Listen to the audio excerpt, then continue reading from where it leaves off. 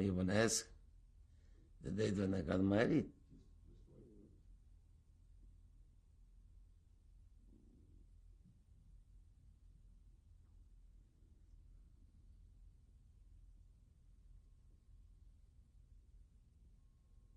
Tape 3 with Herman Fixler. Do you know what year you got married? Do you know what year you got married? I hear you, but I'm thinking. Let me see.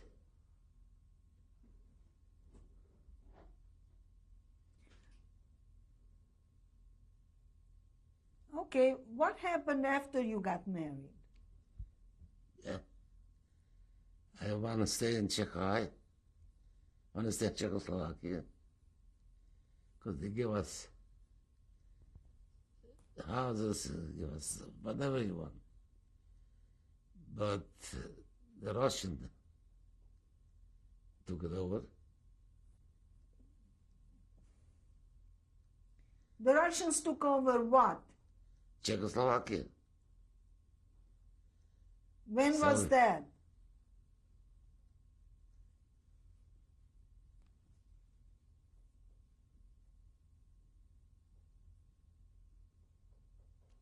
Anyway, go 46. on. Go on. I'm 46. And what happened then? When?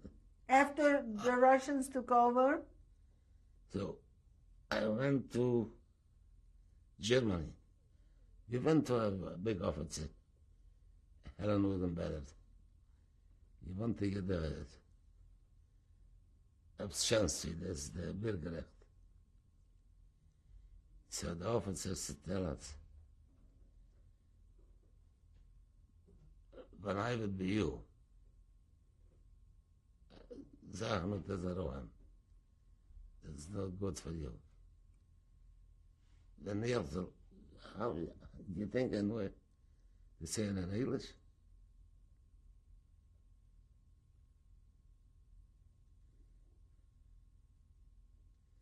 When I would be you, I would run away from here.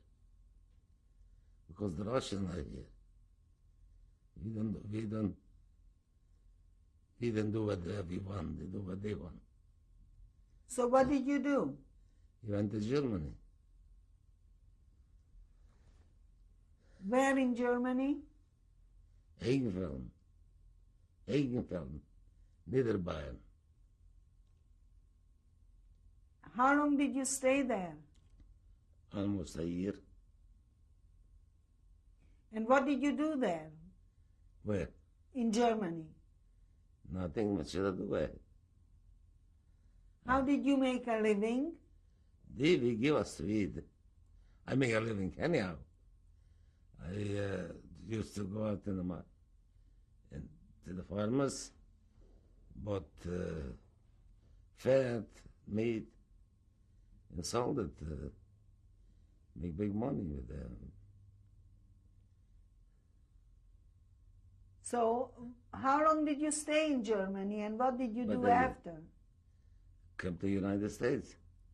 How long did you stay in Germany? About a year. How did you come to the United States? What do you mean? She had an uncle and he sent the papers. I could have come with that, because the joint gave us the papers. But their uncle sent the papers. That's why we come. Do you remember what transportation did you use? How did you come? We come by boat. Do you know the name of the boat? Marina Flasher. Tell us about that trip on the boat. What is to tell there? Everything was fine. I had already a daughter. She had first class. And I was down in the bottom, but I need an orange. I used to go to my wife. No, a daughter, I don't. Yeah, I have a daughter already. How old was your daughter? A year. And where did you arrive in the United States? What? Where did you arrive? In New York. What happened there? Did somebody meet you? No.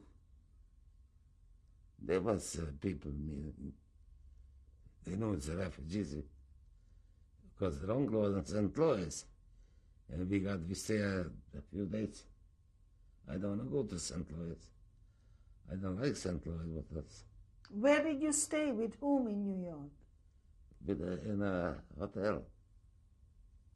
Just, I think, 5 or 6 days. And then? Then the train took me to St. Louis. There I stayed with my uncle. So my uncle, he was not a rich man. He had a little grocery.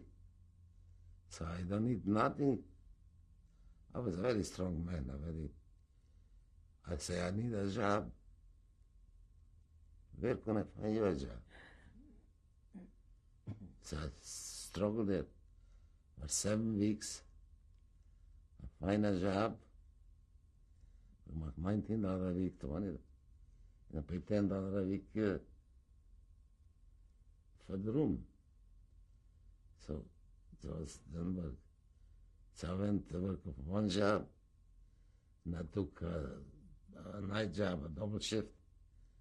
Now make $40 of that job and the $19 there.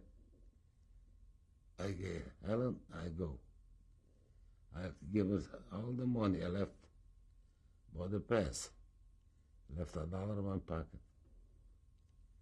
I said, I'm going to Cleveland. There I have friends. If I need money, I'm going to get it from them. I come to Cleveland, call up my friend. They say, I got a job for you right away. Where is the job? In a bakery. They're going to clean a bakery. I don't take care. I clean anything. I clean toilets just to make a living for the family. So I worked 3 days, and I got $25. Then it's to my wife to have expensive and to come and do rooms. They want the rooms cost $40 in. But they want $1,000, $1,500 for the young finisher. I would give, but I don't have any. So I took a room bathroom again for $10. But a woman was dirty, but it's a room. I worked to the week. I got $50. And that time my wife came, she stayed at work there. Till 3 months, I went up to $100 a week there. Where were you working? Still in the bakery? What? Were you working where? But night. Doing what? Baking bread. I don't know how to. He took me. It's a cleaner for $50 a week. But I was finished cleaning.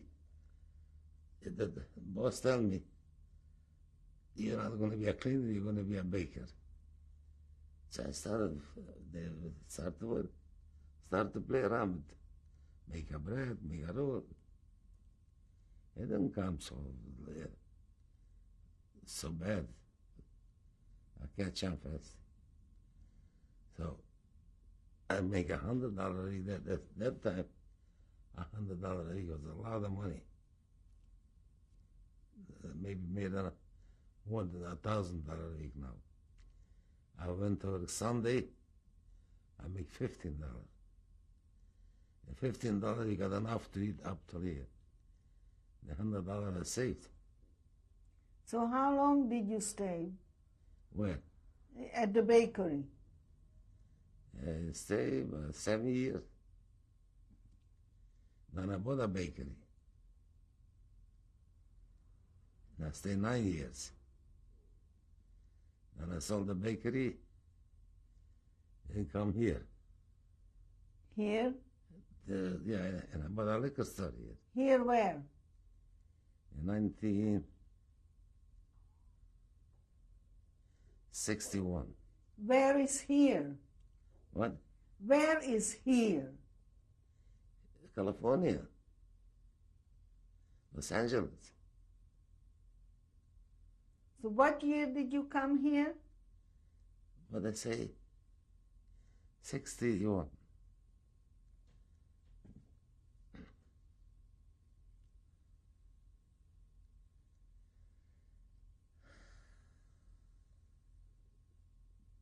Where did you live here? Let me think. I live in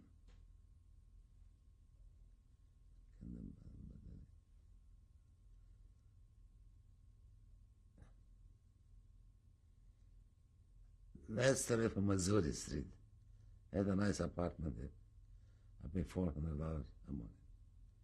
Well, the first I lived in Romaine Street. You know where Romaine Street is? That's West LA.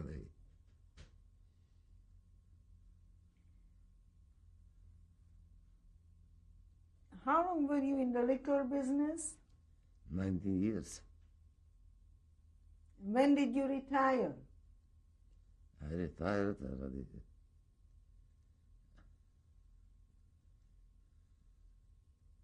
I retired 15 years ago, more than 15 years.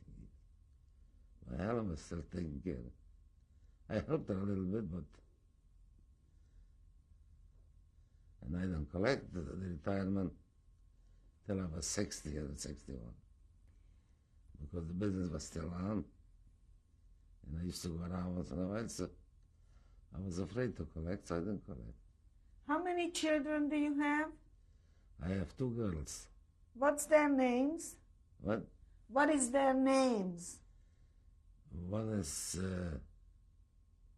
Sandy Strasner, and one is Esther Strasner. The oldest is, what's the oldest name? The oldest name is Sandy. The youngest name is not Esther's the name, but you call her Laura. When you came to the United States, did you belong right away to a Jewish temple? A Jewish temple? I don't belong, but I helped. When I went to Shield, I gave $10. The first year I gave him $10 for the seed. The second year I bought 6 chairs. But he was in the temple. Do you belong to temple now? Yeah. Which one?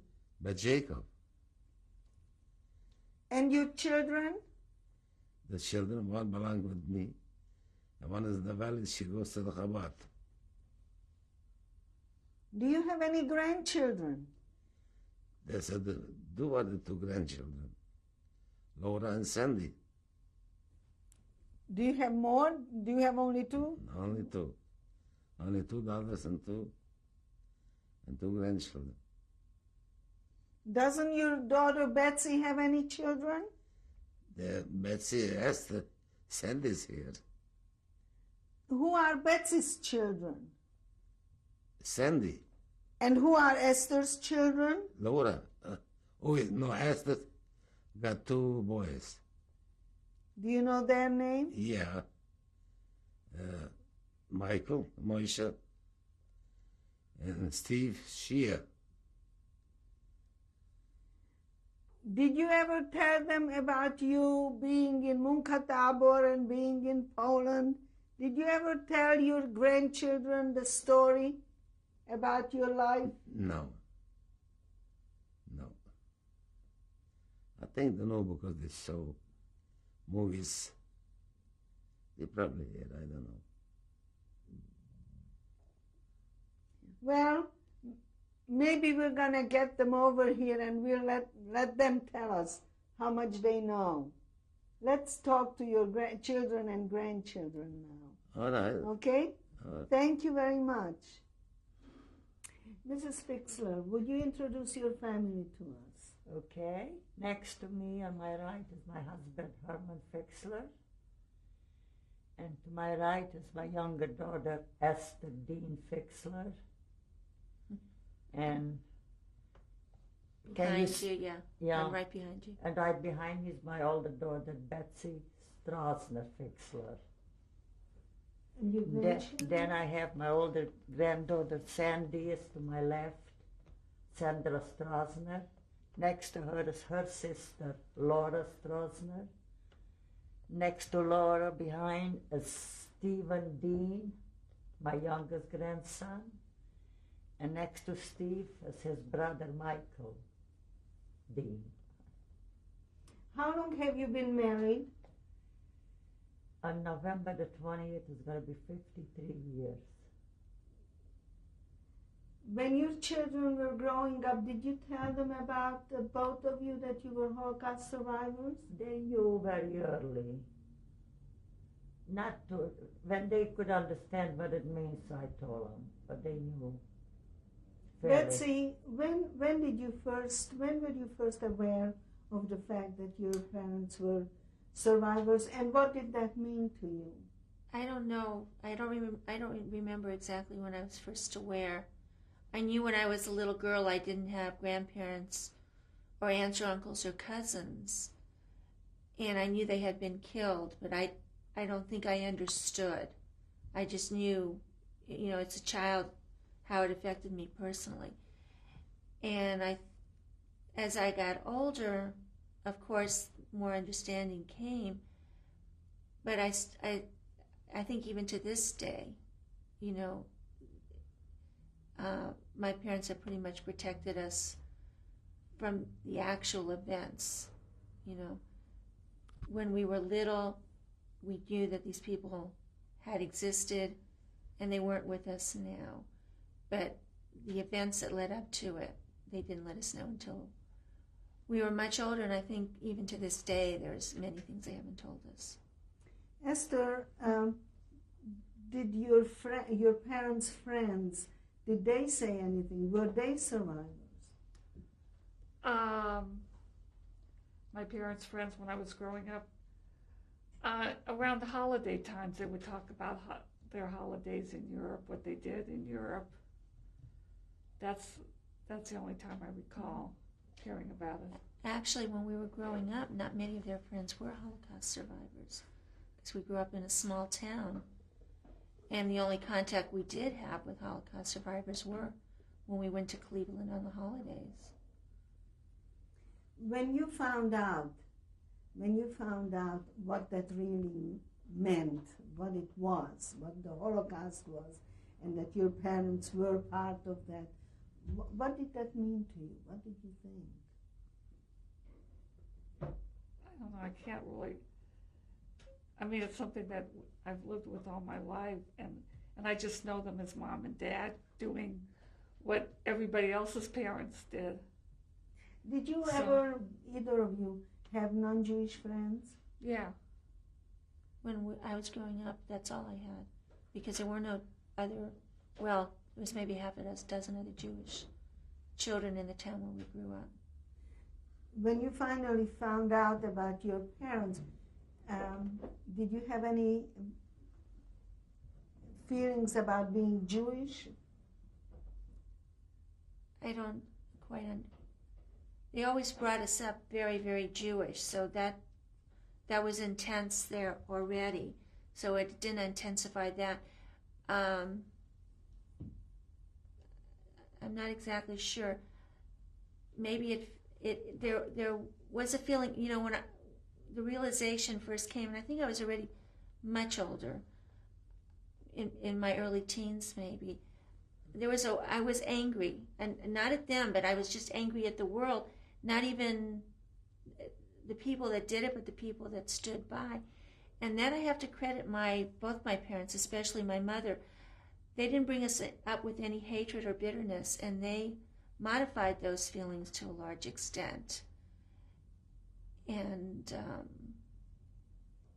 they were wonderful about that.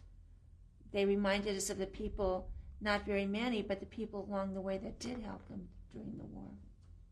Lori, do you have any non-Jewish friends? Yes, I do. I mainly grew up with other Jewish children, but when I went to college, I met a lot of people that were not Jewish. Did you have any Jewish education? When I was younger, I did go to Hebrew school, but for several years. And you, Sandra? I had mostly Jewish friends growing up, but I always had non-Jewish friends, and I think it's a mix now, both my friends and the people that I work with. And I did have a Jewish day school, after-school education growing up. Did you ever discuss the Holocaust with your grandparents? We do, and I think it comes up at Friday night dinners and other holidays, and it's very hard for me to listen to it and think about it. What does it mean to you? It's just such an awful thing to think about that it's hard for me to believe that my grandparents went through it. Growing up in the United States, do you think that anything like that can happen again anywhere in the world to Jewish people? Either of you. Well, unfortunately, I think that there's still hatred in the world, and that things like the Holocaust is a horrible, horrible, horrible thing that happened. And I wish I could say that I believe that something like that could never happen again, but I certainly obviously hope that nothing like it ever does. But I think that there's still a lot of hatred in this world. Stephen, how about for boys? Is there a difference how boys grow up with other boys? Do you have non-Jewish friends? Oh yeah, I have many non-Jewish friends. In fact, most are non-Jewish, but I do still have my Jewish friends. Do you do sports? I did in high school, but not really anymore. I do extracurricular, but nothing organized. Did you ever experience any racism or anti-Semitism? I've experienced. I mean, I've lived in Southern California here. I grew up most of my life, and then moved up to Northern California. In both places, from all types of people and toward all types of people, you see it. Even toward Christian white people, you see racism. So I mean, of course, I've seen it.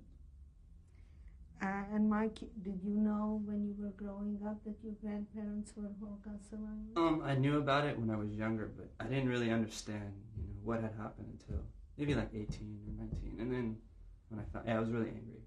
Do you ever think about this today? Yeah, definitely, I do, definitely. Yeah, I think about it. I mean, being in college, I read all sorts of stuff on it because it was one of the landmark events of humankind.